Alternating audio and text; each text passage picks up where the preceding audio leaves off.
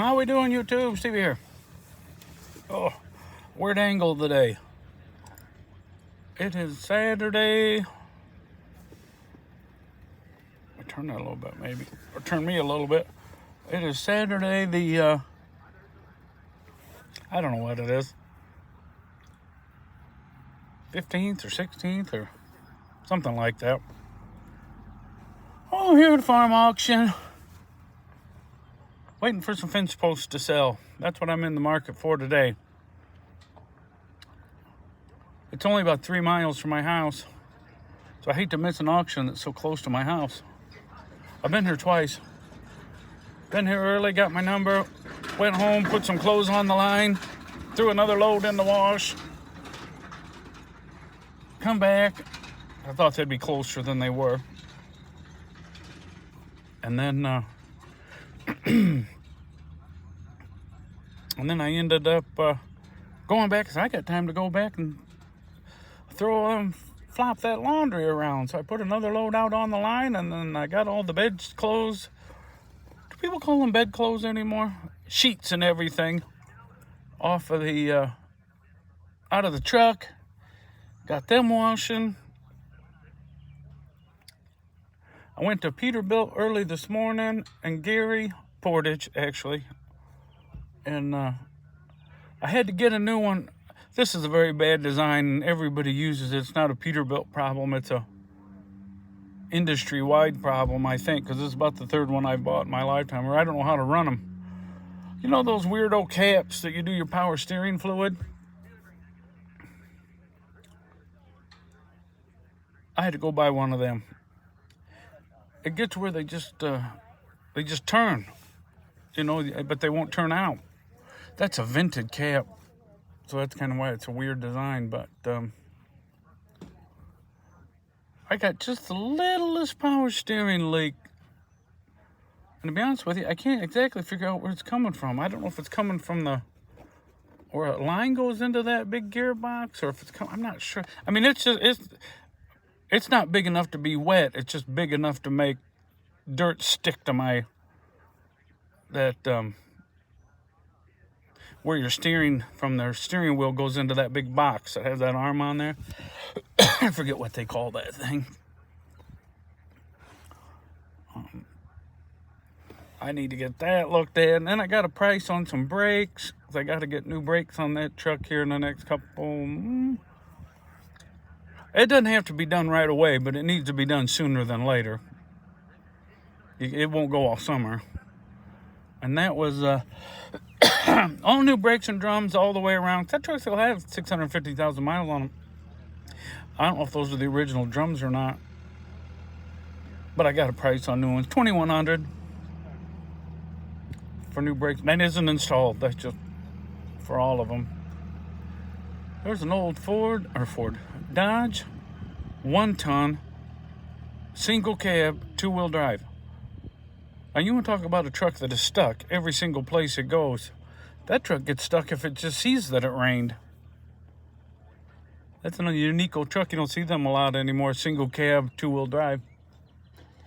But yeah, so I'm waiting for some fence posts where I don't even see the buggy down there selling. That's okay, though. If I don't see him, he ain't close to where I need to be. There's a couple other little things I might hang around for, waste the day. I'm going to try not to waste the day because I need to go get, I need to mow the grass today and lanes. What else do I need to do today?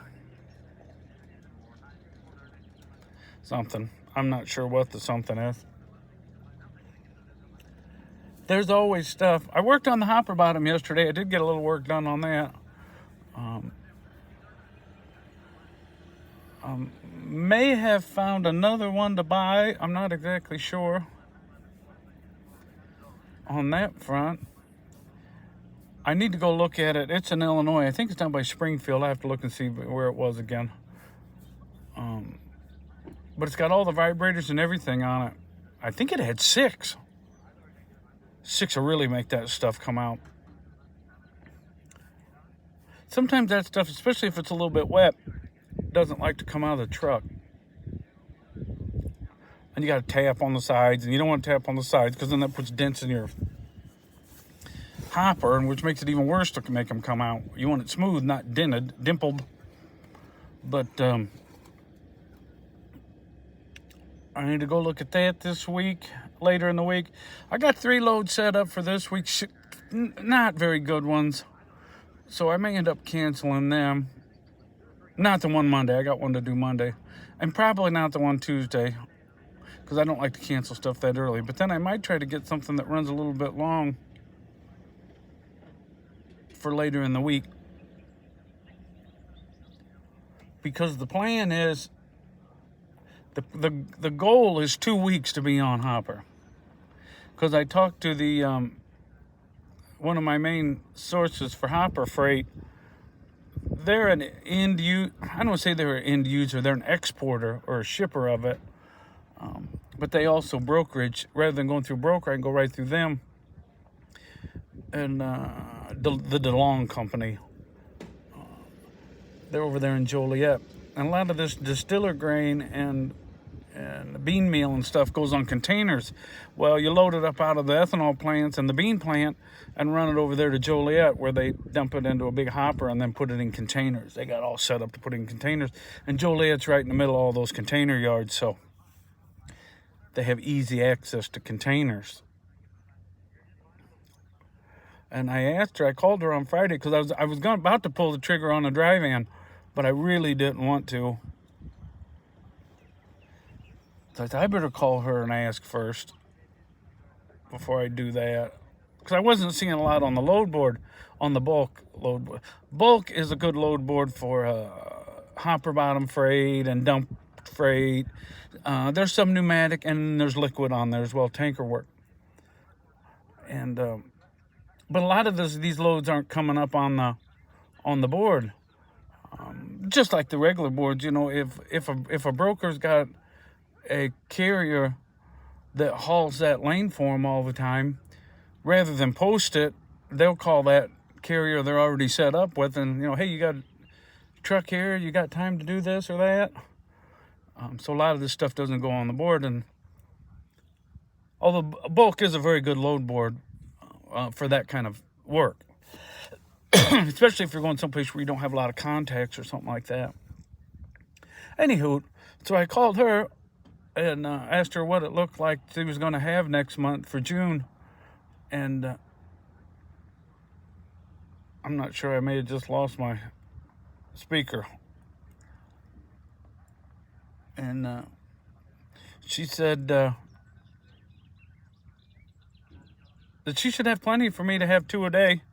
Maybe not every single day, but for the most part, either out of 2, you know, they got 2 or 3 different places they get that from. So that was great news, because that freight pays, right now it's paying a little bit better than dry van. And I'll be home every day. So that is good news. And if she's got enough for June, and then she said it looked like it should be it should be okay for summertime. You never know until you know, they kind of book that like a month at a time. So they'll buy so many tons of that for the month of June. It's kind of how it works. Scrap's kind of the same way. The end user will buy, you know, I'm going to buy 1,000 ton of shredded steel, this grade, for this price for the month, and that's the contract for the month. But anyway, we're at 9:15. I think I see my buggy getting ready to sail over there, so I'm going to see if this thing worked, and we'll talk again soon. God bless.